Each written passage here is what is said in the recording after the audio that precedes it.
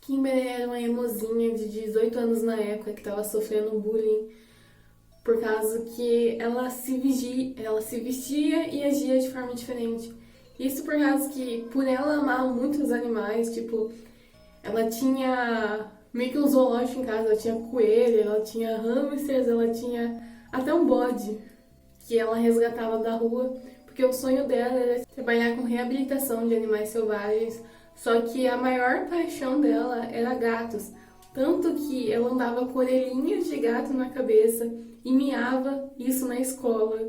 E você sabe como que os outros adolescentes são, eles pisam em quem é diferente, então ela acabou sendo vítima de perseguição, zoação. As meninas da escola infernizavam ela. E ela tinha déficit de atenção, que fazia com que não só ela não conseguisse acompanhar os colegas, também ela acabou tendo fama de ser ingênua, boba, que piorou ainda mais a situação. Quando ela e o namorado terminaram, ela ficou completamente sozinha.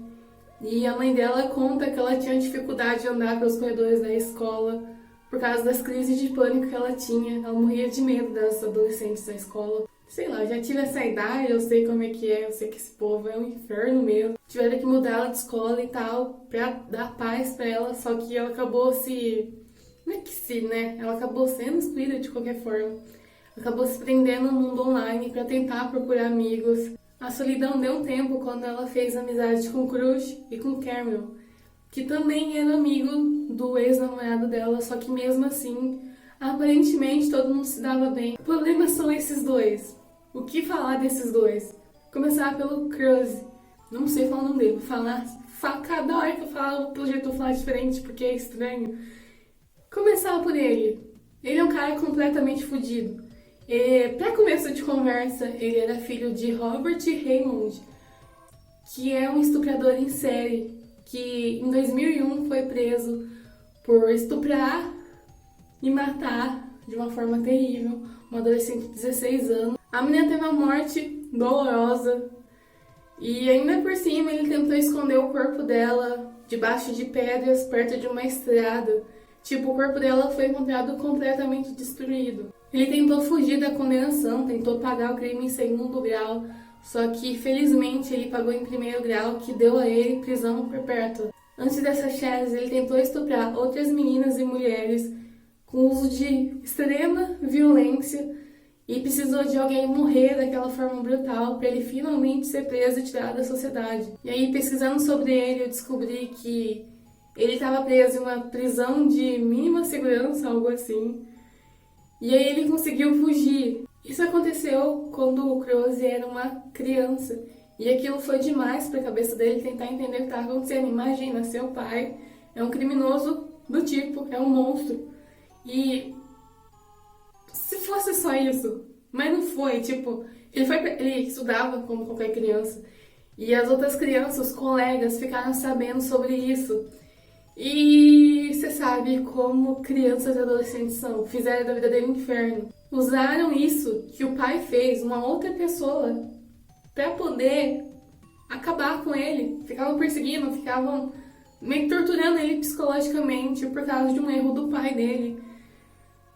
Ele sofreu bullying a vida toda por causa disso. Tem gente que tem mania de fazer isso, tem mania de pegar erros dos seus parentes ou de pessoas próximas a você pra te condenar. E isso é de uma filha da putiça tão grande, porque é óbvio que o que as pessoas próximas a gente fizeram não é nossa culpa, não foi a gente, não é a gente ali, ainda mais tá falando de uma criança.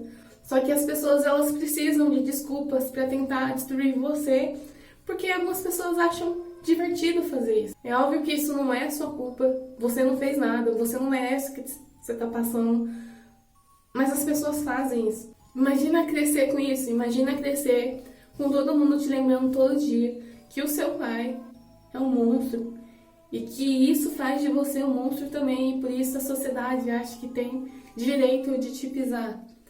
Então imagina o quão a cabeça dele ficou fodida. E o problema é o quão isso fodido ficou. Ele começou a meio que criar fantasias com isso, de virar um criminoso. Tipo, é tanta coisa que eu não sei como resumir. Uma das coisas é que isso me deixou muito... Ele tinha raiva mortal da mãe. Tipo, ele humilhava a mãe, ele acabava com a mãe. Ele só se dirigia a ela com palavrões e xingamentos. Porque, né, era a única pessoa que sobrou, que ficou do lado dele. E ele acabou meio que usando ela como saco de pancada para poder extravasar a raiva que ele sentia dentro dele, na própria mãe. Ele começou a fantasiar ser criminoso. E uma dessas fantasias era estuprar mulheres. Tipo, ele tinha um blog onde ele postava que... Tipo, ele postava um monte de coisa. Eu sei que, tipo, eu também navego por esse mundo aí. A gente encontra cada coisa, a gente encontra cada blog que fala cada absurdo. Só que imagina você entrar no blog de uma criança / adolescente que tá nessa transição, dizendo que tem fetiche em estuprar mulheres, em sadomizar mulheres, não sei se é essa palavra, em cortar as pessoas, tipo, cortar as mulheres assim e estuprar elas pelos buracos, em ver órgãos, em ter tesão em ver órgãos. Ele também se identificava com o psicopata. Tanto que ele, tipo, ficava, sabe, dizendo assim, como se fosse uma profissão do futuro que ele almejava ter, que era ser serial killer. E aí ele ficava fazendo, tipo, testes dessas coisas, assim. E nesses testes meio que, sabe, teste de internet? Meio que comprovava que ele era psicopata e ele tinha meio que orgulho disso. Isso não é só coisa da internet e coisa da casa que, coitada da mãe. Mas também nessa época ele começou a cometer pequenos crimes como roubar e arranjar confusão. E pelo que eu entendi, eu li um monte de coisa, não entendi. Ninguém chegou a dar um corretivo nesse moleque. Tipo, ele tinha um blog, ele acabava com a mãe, ele tava cometendo os crimes aí e ninguém parou ele. E ele é tipo o melhor amigo, best friends, do Cameron. E o que falar desse Cameron também? Cameron sofreu abuso sexual, ele foi estuprado quando ele tinha 4 anos de idade. Eu não sei como é que a família dele reagiu a isso. Só sei que o menino começou a criar comportamentos autodestrutivos. Tipo, ele se cortava porque ele achava que isso aliviava a dor que ele tinha por dentro. Além dele se jogar pela janela do próprio quarto. Tipo, os pais dele tinham que amarrar ele pra ele não se jogar. O menino tava entrando em... Ele tava entrando em crise, tava praticamente tentando se matar ali. E os pais amarraram ele na cama. Não sei em que ponto que aconteceu que o Cameron também começou a criar fetiche por isso. E aí quando ele descobriu que o crush estava também criando um fetiche por isso, o Cameron começou a mandar pornô pesado pro crush. Tipo, o crush disse isso, disse que quem introduziu ele ao pornô, tipo, fez ele assistir as próprias fantasias e, tipo, começar a chegar mais perto, querer chegar mais perto disso, porque ele tava visualizando aquilo que ele queria fazer.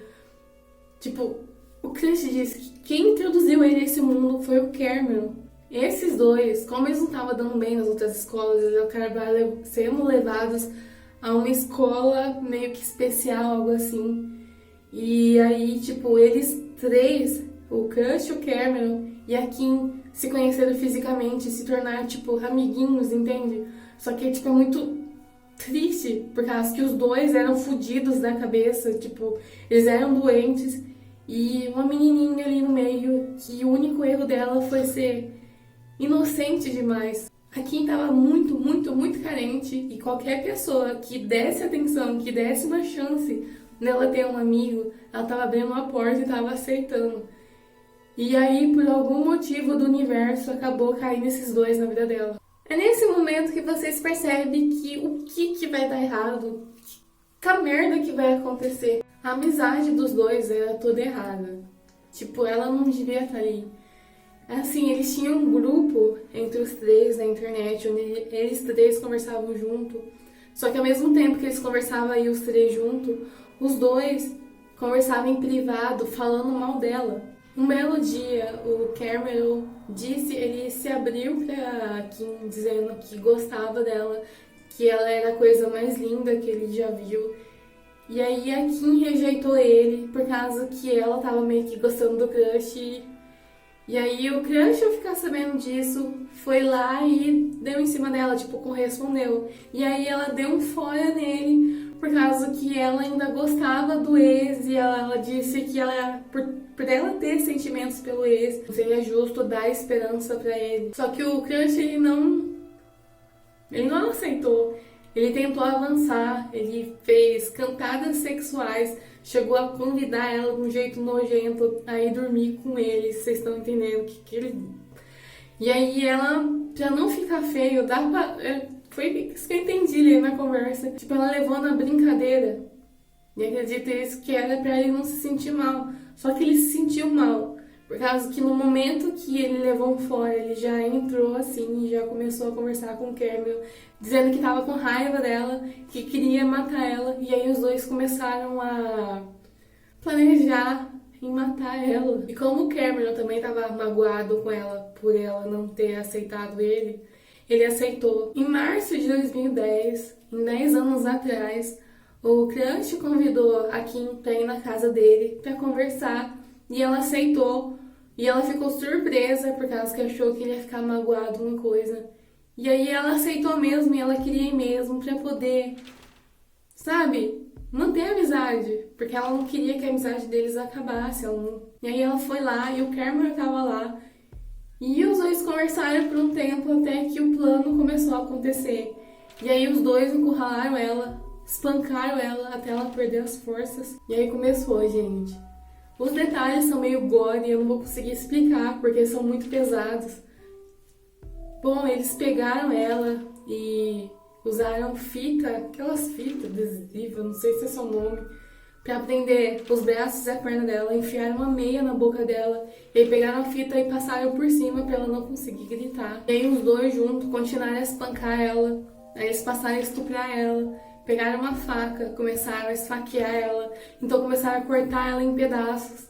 Porque a dor dela estimulava eles, tipo, dava prazer a eles. Vocês não estão me entendendo. Eles literalmente cortaram ela em pedacinhos. Literalmente começaram a cortar pedaços dela. E aí quando eles terminaram o estupro e a mutilação, ela ainda não morreu.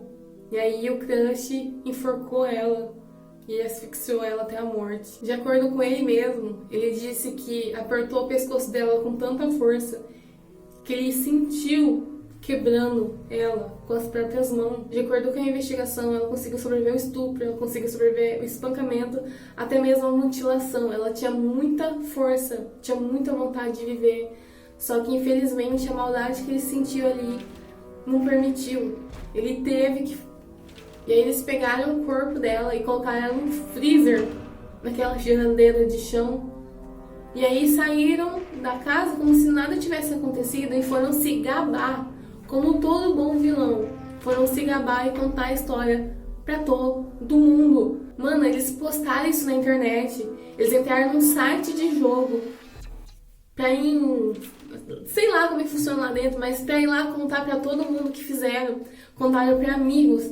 E aí vem, tipo, o choque dessa história. O crush tinha namorada.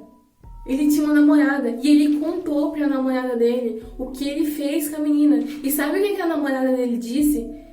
Que tudo bem, meu amor. Eu ainda vou continuar te apoiando. Não, gente, é isso que aconteceu. O crush tinha uma namorada. E aí ele tentou atrair a própria namorada com a Kim. A Kim rejeitou.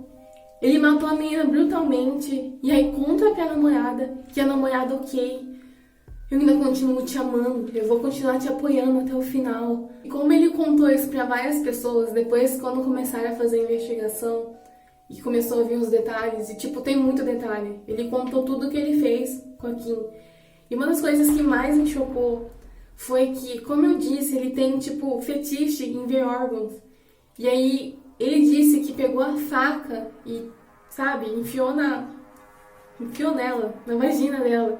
E puxou a faca pra cima pra abrir o buraco e tentar estuprar ela por lá.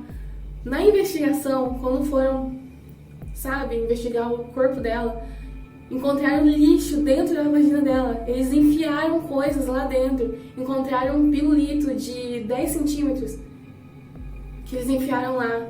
Ele contar isso pra todo mundo, como se fosse um orgulho, e até pra própria namorada, cara, é muito chocante. Como é que uma menina, tipo, 14 anos, tá, não tem noção das coisas, mas eu acho muito fodido.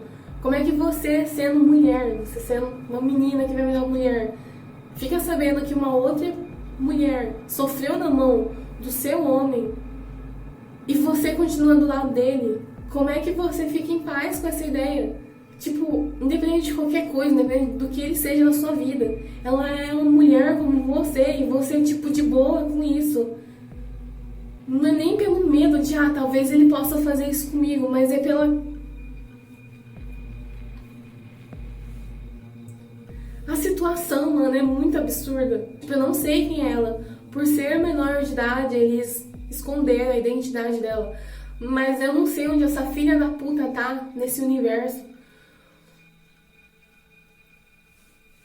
Eu não sei nem o que dizer, mano, porque, porra, cara, um dos amigos perguntou por que a Kim, por que escolher ela? E ele disse que escolheu ela por causa que ela era um alvo fácil, porque ela era bobinha, porque ela confiava em todo mundo. Literalmente, a pessoa boa, a pessoa que abre o coração pra todo mundo, só se fode nesse mundo. Os pais sentiram falta dela no momento que ela não apareceu no trabalho, porque o plano dela era ir até a casa do crush, se entender com ele, tipo, as coisas, ver que as coisas estavam tudo bem, que ele não ficou magoado, porque ela se importava com ele, e depois ir trabalhar. Só que ela foi, tipo, ela nem avisou pros pais que ela ia pra lá, ela só foi trabalhar e desapareceu. Aí eles ficaram sabendo que ela não apareceu no trabalho e eles surtaram. E aí eles começaram a procurar a menina, postaram no Facebook, já foram na hora, tipo, procurar ela. Só que enquanto eles estavam procurando, a menina tava sendo estuprada, eles nem estavam sabendo. E, tipo, pra eles não fazia sentido ela desaparecer e não ir pro trabalho. Por causa que, como eu disse, ela tinha sonho.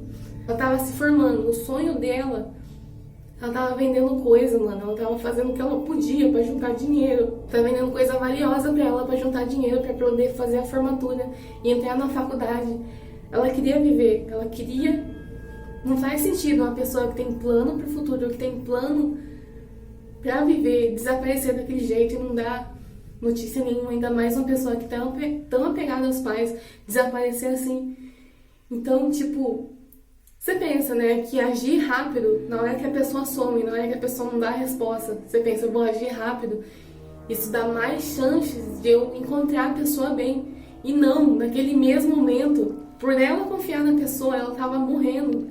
Imagina você procurar a sua filha, porque você acha que você tá fazendo isso rápido, você acha que tá fazendo isso ao tempo, você acha que você vai encontrar ela bem, e na verdade ela tá sendo torturada. Tipo, como imaginar uma situação dessa? No dia seguinte, eles pegaram o corpo dela, colocaram ela numa mochila. Mano, eu não sei como isso aconteceu. Tipo, a história toda parece um absurdo. Eu li aquilo e falei, gente, isso parece uma fanfic criada por um adolescente daqueles meio doidão que gosta de criar aquelas histórias absurdas que não tem como acontecer na vida real. Eles colocaram o corpo dela numa mochila, entraram no ônibus público, ninguém percebeu nada de diferente. E eles pegaram o corpo dela, foram até uma praça pública, um monte de gente passa por lá.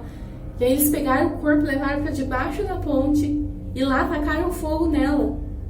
E ninguém viu nada. Ninguém desconfiou dos dois menininhos com a mochila enorme, que foi até debaixo de uma ponte e tacaram fogo em alguma coisa, porque o corpo dela estava irreconhecível. E aí quando eles chegaram em casa, tipo, a sensação foi de sucesso, já se livraram do corpo dela e ninguém percebeu nada. E aí eles estavam excitados, eles estavam tipo, próxima, vamos para a próxima vítima, porque ele estava meio que realizando o sonho dele de ser um psicopata serial killer. E sim, gente, tipo, chegou em casa, já começou a planejar a próxima vítima e já escolheram a ex-namorada do Cameron. E aí, o Cameron ligou pra essa menina e tentou convencer ela a vir pra casa do crush pra eles conversar, pra eles se darem bem. Tipo, achou que ia encontrar uma alma tão bondosa, tão coração aberto, a ponto de cair de novo naquela armadilha. E aí eles iam matar, ia fazer toda a merda de novo, no mesmo lugar que ainda estava sujo, que a Kim tinha sido morta brutalmente. Por algum motivo, essa menina negou. Tipo, eu queria saber, eu queria ouvir da boca dela, porque provavelmente, eu imagino que você deve, tipo, você conhece a cobra, você sabe que tem algo de estranho, e ela negou e não quis. A mãe da Kim disse que o único alívio dela, da história toda, é saber que essa menina negou. Tipo, que não teve uma segunda vítima, que não teve uma segunda família que ia passar pelo que eles passaram. E aí eles ficaram lá procurando uma outra pessoa. E aí, finalmente, encontraram o corpo da menina. Tipo, as pessoas passando na ponte perceberam uma coisa queimada debaixo da ponte. E aí viram que aquilo é um corpo de uma mulher. Demoraram para identificar o corpo dela, porque o quão destruído estava, além de estar queimado. E aí, quando descobriram, como é uma cidade pacata, a ideia que eles tiveram é que, infelizmente, ela foi andar na rua, acabou sendo vítima de algum maluco. E aí começaram a fazer, sabe, conscientização com as outras meninas para não andarem sozinhas na rua, porque provavelmente tinha algum monstro à solta, sem saber, tipo, que não foi uma pessoa desconhecida.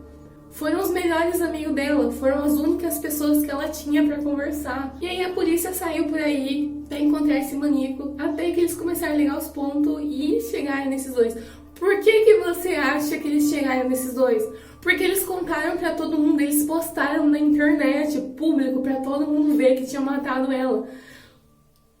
Ao serem pegos, gente, é outra coisa, assim, essa parte da história é outra coisa que, sei lá, mano, é muito surreal. Ao serem pegos, eles agiram como se fossem os fodões. Eles agiram realmente como eles achavam que não ia dar em nada. O Crush, na primeira parte da investigação, sentou na cadeira de boa lá. Aí o policial perguntou se ele tinha alguma coisa a ver com isso. Ele falou assim, eu? Jamais, eu não acredito em morte, eu não acredito em guerra. Tipo, ele não acredita em pena de morte, ele não acredita nessas coisas, tipo, a pessoa sabe. Aí o policial, né, que já ouviu as fofocas, já tinha sabido do crime todo pela boca das pessoas, falou, então beleza, meu filho, dá seu DNA aí pra gente e a gente consegue comprovar se você fez isso ou não. E aí na hora ele negou, ele ficou sério e negou. E ele disse, a desculpa pra não dar o DNA, ele disse que não ia dar o DNA, por causa que ele tinha meio que medo do governo, ele não queria dar partes dele pro governo, pois ele acreditava em conspiração, porque ele tinha lido um livro chamado 1984. E tipo, não tinha o que negar, a polícia já tinha entrado na casa do moleque e viu o horror, viu o circo que tava lá. E aí, né, o espertão, o fodão, decidiu mudar o plano. Ele contou pros policiais que a Kim veio na casa dele, e aí ele foi dormir, e aí ficou a Kim e o Cameron sozinho. E aí quando ele acordou, a Kim já estava morta e já tinha acontecido tudo aquilo. E aí ele meio que foi forçado a esconder o corpo dela. E aí os policiais foram pro Cameron e contou o que o Chris tinha dito, que meio que fudeu com ele, né? Que meio que tinha entregado ele. E aí o Cameron, em vez de inventar a própria história, não, ele pegou a mesma história e mudou, tipo, ele disse que na verdade quem dormiu nessa história foi ele. E aí quando ele acordou, o Chris tinha matado a Kim. E ele foi obrigado a participar, esconder o corpo, idiota. Tipo, não tinha como, eles tinham que confessar, por causa que as polícias fazem isso, elas pegam quando é mais de uma pessoa, eles separam essas duas e começam a perguntar. E tipo, sempre, por eles não terem contato, um em contradição com a outra. E aí fica fácil você pegar as pessoas assim. Mais fácil ainda quando a pessoa sai se gabando pela cidade toda e a cidade toda já sabe o que aconteceu. E eles tiveram que confessar. E por serem menores de idade, eles foram colocados num centro de correção para menores. Já, tipo, confirmando na cabeça deles que eles não iam ser condenados a nada. E o jeito deles, tipo, o jeito que eles reagiram a toda a situação, dava essa ideia de que realmente, cara, as gravações, eles gravaram eles na sala, gravaram a ligação que um dava pro outro. E tipo, os dois estavam rindo, eles estavam literalmente rindo, eles estavam zoando de todo mundo. Eles estavam zoando da situação, estavam zoando dos policiais, tipo, eles começaram a falar de moda nesse meio tempo. Tipo, matou a pessoa, tava falando de moda, tava tipo zoando a roupa que os policiais estavam, zoando o sapato, zoando o cabelo. e agindo como se estivesse em férias, sabe? Uma férias forçada. Durante os interrogatórios, pra você ver o quanto eles não estavam levando a sério, eles não conseguiam se segurar. Tipo, o policial perguntando sobre a morte, perguntando sobre os detalhes do que aconteceu. E eles começavam a rir no meio. Eles não conseguiam segurar a própria vontade de rir. E acabavam rindo na cara do policial enquanto o policial estava falando do que tinha acontecido. Eles até zoavam sobre a possibilidade de fugir do reformatório quando eles, sei lá, quando tudo ficasse entediante. O único momento que eles ficaram sérios foi quando o policial perguntou como era a situação lá. Tipo, como é que era lá o centro de correção. Aí eles ficaram tristes, falavam que era desconfortável, que não gostava da roupa, que não gostava da comida, que queriam sair em liberdade logo pra voltar à vida normal. Foda-se a Kim. Ela já se fudeu, né? E a previsão, e por isso que eles estavam felizes, porque a previsão era de que eles ficassem mesmo no reformatório lá, eles ficassem num centro lá pra jovens infratores, que nem a Jasmine do vídeo anterior. Tipo, eles no máximo iam pegar 6 anos lá no centro. Só 6 anos. E nesse meio tempo, eles iam ter, tipo, chances de poder estudar, de se formar. Iam poder sair de vez em quando. Iam poder, tipo, ter a vida normal. A pena máxima seria cumprir algum serviço para a sociedade. Só que aí as coisas começaram a virar, tipo... Primeiro, né, o Crush e o Cameron começou a passar por exames psicológicos. O exame do Crush deu que ele era um psicopata, de fato ele era um psicopata, com desvio sexual e transtorno de conduta. De acordo com o médico, ele vai ser um perigo eminente à sociedade, pelo menos por 40 anos seguidos, tipo, até ele atingir a idade de idoso.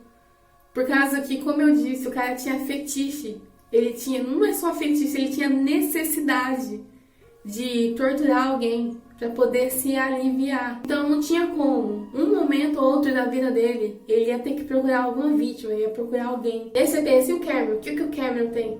Nada, ele foi diagnosticado com nada, ele só tinha déficit de atenção, a única coisa que ele tinha. Aparentemente ele entrou nisso porque ele achou que seria divertido fazer isso e ele estava chateado com a Kim. Os pais da Kim tinham feito grupos na vida real de amigos e também no Facebook para tentar encontrar a menina. Quando eles ficaram sabendo o que aconteceu, eles transformaram esses grupos em grupos de ódio, querendo o pescoço dos dois. E aí eles começaram a fazer barulho na mídia e...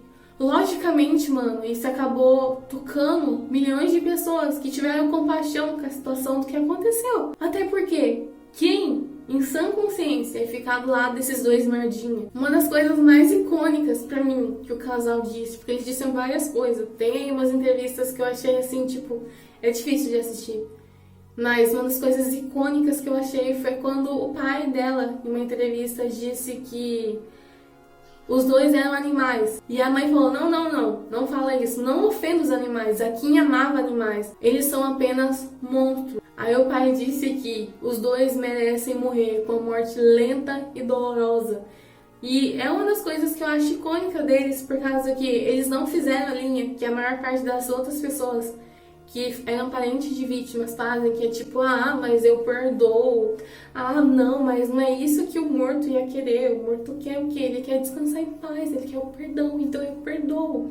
Não, eles literalmente ficavam dizendo que, olha, eles são monstros.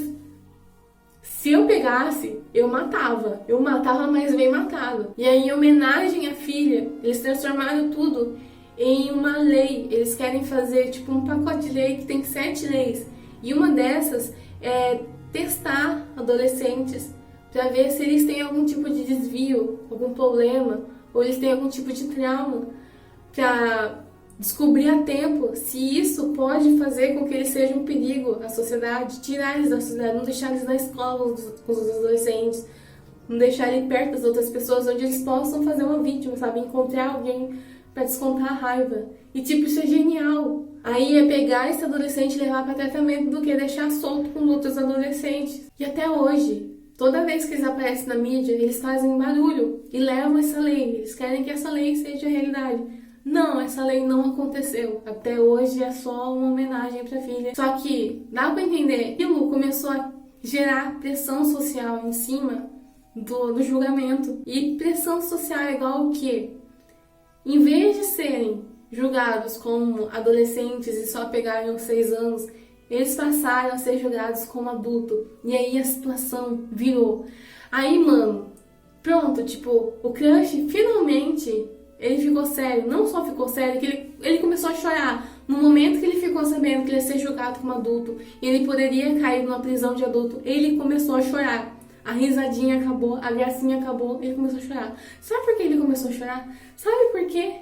Porque ele tinha medo de cair numa prisão e de ser estuprado.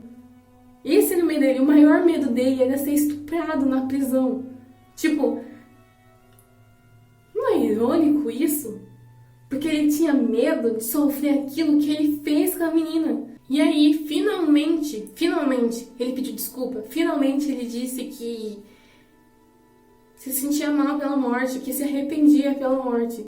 Depois de tudo, mano, quando ele tinha a chance de sair ileso, aí não tocava nessa possibilidade de se sentir mal. Não existia isso. É só risadinha. Agora que ele pode ser estuprado na cadeia, ah não, deixa eu pedir desculpa. Você quer acreditar nisso? Sabe qual foi a justificativa dele de ter feito isso? Ele jogou a culpa toda no pai. Ele disse que o pai dele que tem culpa, tipo a influência do pai, que ele odiava o pai pelo que ele fez com ele e com a menina que o pai acabou matando. Cara, um monte de adolescente, porque isso não é raro. Acontece. Pessoas que cometem crime têm filhos e esses filhos acabam levando o peso do que os pais fizeram. Isso acontece. E tipo, um monte, tipo a maior parte deles, eles tentam superar, eles tentam ou se afastar. Não é fácil. Todo o peso, toda a pressão social que a pessoa sofre. Só que isso não é desculpa para você encontrar uma outra pessoa e fazer o que fazer, sabe? Você encontrar outra pessoa pra você usar de saco de pancada. Você olha no espelho e tudo que menos que você quer encontrar é a imagem da pessoa que a sociedade diz que você é o mesmo. Por causa que ela cometeu coisas ruins e eles querem te julgar pelo crime de outra pessoa. É a última coisa que você quer encontrar olhando pro espelho. E o que ele faz? Ele reflete isso. Ele se torna a mesma pessoa que ele diz ter raiva, que ele tenta culpar. Mas não foi o pai dele que fez o que fez. Foi ele, com as próprias mãos. Não tem como fugir disso. Eu não sei se isso poderia ter colado. Eu não sei se alguém poderia ter acreditado nisso. Mas existem possibilidades. E por que essa possibilidade não aconteceu? Então, durante o julgamento, depois de ter chorado, depois de ter feito toda aquela cena, ele ligou pra mãe, pedindo pra mãe ligar pra namorada, pra poder... que ele queria muito conversar com a namorada de 14 anos. E a mãe, obviamente, negou, por causa que ela tinha medo que ele fizesse alguma coisa com a menina. E aí ele respondeu do jeito de sempre, ele começou a xingar, começou a humilhar ela, começou a falar um monte de merda pra ela. Um dos destaques dessa conversa foi que a mãe, chorando, perguntou pra ele se ele, tipo, não sabia, se não tinha conhecimento que as ações dele na vida das outras pessoas tinham consequências, se ele não tinha compaixão. E aí ele disse que ia pesquisar no dicionário o significado de compaixão. Ah não, ele não vai porque ele não liga o que as pessoas pensam das consequências das ações dele, que isso não era problema dele. E aí ele disse que se ela quisesse encontrar a culpa de tudo que aconteceu, sabe, descobrir o porquê, descobrir quem é o real culpado, ela deveria se olhar no espelho, por causa que quem criou ele foi ela, então a culpa é dela. E aí a mãe meio que cantou Say Something, sabe aquela música da Christina Aguilera? E meio que abandonou ele, virou as costas. Porque que ela disse que ela tinha medo que no dia que ele voltasse pra casa, pudesse fazer uma coisa contra ela. E depois de anos sofrendo a mão desse moleque, anos sofrendo humilhação, sofrendo agressão, sofrendo ameaça, ela deu as costas, ela abandonou o próprio filho e parou de torcer por ele. Porque, né, é melhor mesmo ter o seu psicopata na prisão do que do seu lado na sua própria casa. Essa ligação vazou. Todo mundo ficou sabendo sobre isso também. E essa ligação acabou entrando em contradição com o menino chorando e pedindo desculpa. E obviamente os jurados ficaram sabendo sobre isso. É muito difícil os jurados eles ficarem imparciais, eles não ficarem sabendo das coisas, eles não forem contaminados pela reação das pessoas. Por causa que num crime dessa proporção, eles acabavam ficando sabendo de tudo. Então meio que tava fudido, mano, não tinha o que fazer. Então o resultado disso, além de ser condenado feito adulto, eles pegaram prisão perpétua, eles pegaram a condenação máxima. E aí que tá. A chance de conseguir condicional foi 10 anos. Em 10 anos ele ia poder fazer isso. E eles foram condenados em junho, há 10 anos atrás. Sim, esse ano, que faz as contas, esse ano, 2020, mês que vem, eles vão ter a chance dele de poder sair na rua. Não só o crime que aconteceu com ela, tá fazendo aniversário, como tá chegando o dia que eles vão poder ver a luz do dia. Eu acho muito foda isso, de você... Tá, eu entendo. Logicamente, a gente precisa tirar a pessoa da sociedade. Só que, quando ela volta, ela tem essa chance de recomeçar a vida, ela tem essa chance de tentar de novo. Mas a pessoa que ela matou, a pessoa que ela torturou, não tem essa chance. Aí você pensa, e os advogados dele? Os advogados não fizeram nada? Não, os advogados não fizeram nada. Os advogados não tentaram recorrer, não fizeram nada. Sabe por quê? Porque, de acordo com eles, eles não queriam desrespeitar o juiz. Porque eles sentiam que não tinham o que fazer na proporção da merda que tava. E eles tinham medo de, se caso tentasse defender eles, meio que ia virar festa na mídia. Então você imagina a situação, né? Nem a mãe e nem o próprio advogado quer mais defender o cara. Bom, mas como eu disse, em 10 anos... eles vão ter a chance deles de conseguir a condicional e finalmente sair nas ruas. E tipo, o crush, ele já tá fazendo isso. Já tem notícia aí, se você pesquisar, de que já faz uns meses já que ele tá fazendo de tudo. Ele já tá procurando papel, já tá procurando advogado. E tá tentando encontrar a luz do dia novamente. Em uma entrevista, o crush, agora com 25 anos de idade, ele foi frio em falar sobre a situação. Disse que nem queria falar sobre isso, porque ele não gosta de falar do que aconteceu. E ele disse que a única coisa que ele quer é se recuperar. Não tem como recuperar. Ele fez isso com ele. Ele fez a merda acontecer. Ele fez a vida dele virar uma merda. Não tem como recuperar isso. Ele não tem como trazer a menina de volta. Independente do que ele faça, ele sempre vai carregar a sombra do caixão dessa menina pelo resto da vida. Ele se destruiu no dia que ele destruiu a vida dessa menina. E o crush pode tentar esquecer do que ele fez, só que a família nunca vai esquecer. Como é que você vai esquecer o que aconteceu com a sua própria filha? Então a família tá fazendo de tudo. Tá lá o casal, os parentes, as tias da menina, na mídia agora, tentando barrar a saída desse desgraçado, tentando refazer a pressão social que aconteceu anos atrás para ele não conseguir a condicional. E ainda divulgar a lei para ver se finalmente acontece. Eles não desistiram em 10 anos, eles não vão desistir disso nunca. Já o Cameron não fez nada, pelo jeito ele não vai tentar a condicional, porque ele tá quieto. E agora é uma questão de tempo. Mês que vem a gente vai descobrir se ele vai conseguir a condicional ou não. E eu realmente espero que não, por causa que o jeito de pagar por destruir uma vida é com a sua própria vida. Então, filho. Pois bem, na época aconteceu umas coisas, né? A mídia, ela reagiu a isso como se fossem góticos atacam novamente, tentando ligar o fato deles serem assassinos com de serem góticos. Pra mim aquilo ali é um bando de emo. Não que emo seja algo ruim, mas é que muita gente se diz gótico, mas na verdade é emo. É que a mídia não pode ver uma pessoa vestida de preto que já diz que a pessoa é gótica, sem saber a música que a pessoa escuta, os lugares que a pessoa vai. Só fala isso aí é um gótico e provavelmente é um assassino, porque góticos são assassinos. Também tentaram ligar o fato de que eles eram viciados em jogos. Eles ficavam o dia todo lá, conversando e jogando jogo. Um desses jogos era o World of Warcraft. Foi nesse jogo que ele confessou o crime. O jogo tem milhões e milhões de pessoas que jogam, um jogo extremamente famoso, e só conseguiu fazer 2 assassinos. Então, se jogos, como a mídia tenta dizer, dizendo que assim, que no jogo a pessoa mata outras pessoas, então meio que ela acaba sendo uma formadora de assassinos. que em algum momento ela vai começar a querer matar pessoas na vida real. Aí você tem um jogo que tem milhões e milhões de pessoas e só conseguiu formar 2 assassinos. Então, se jogos têm finalidade de criar assassinos, falhou miseravelmente, por causa que só construiu 2 filhos da puta. Além de tentarem ligar o fato deles de se dizerem ateus, dizendo que só mataram porque não tinha Deus no coração. Ou seja, culparam um monte de coisa, culparam o estilo de vida, os gostos pessoais do menino, em vez de encarar que os 2 eram fodidos de um psicopata estuprador e cresceu ouvindo que filho de peixe, peixinho é. O outro foi estuprado quando criança e aí virou um psicótico que tentava se matar todo dia. E aí esses 2 se juntaram, feito dupla sertaneja que se junta para destruir o mundo.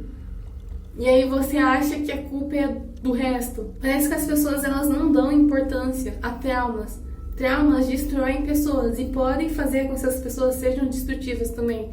Porque às vezes a raiva que você tem dentro de você, além de te corroer por dentro, acaba te transformando em um monstro. E você sente a necessidade de extravasar aquilo, de botar essa raiva pra fora, antes que a raiva destrua você. Isso não é justificativa, tá? Eu não tô falando, obviamente. Você sofreu um trauma, você tá sofrendo, não é justificativa de você encontrar alguém pra você transformar de saco de pancada. Mas é uma explicação. E tipo, aí os pais não dão atenção, os pais não procuram tratar a pessoa. E aí deixam ela jogada, achando que, sei lá, mano. É que sempre assim, a sociedade espera que a pessoa que sofreu trauma perdoe, evolua, seja uma pessoa melhor, naturalmente, como se isso fosse algo automático. Tipo, as pessoas gostam de acreditar que caráter é um milagre que cai na cabeça de algumas pessoas e nas outras não. Não, caráter a gente se constrói, a gente precisa de um ambiente seguro para construir um bom caráter. Se você já é traumatizado e aí você ainda fica sofrendo bullying, você fica sofrendo merda, você vai explodir um dia. Por isso que eu acho que essa ONG que quer fazer essa lei acontecer é tão icônica. Porque tá, você não se importa com a pessoa, você não vai procurar fazer tratamento, os pais estão se fudendo pra ela, ao menos não deixe ela solta em sociedade pra ela fuder com as outras pessoas.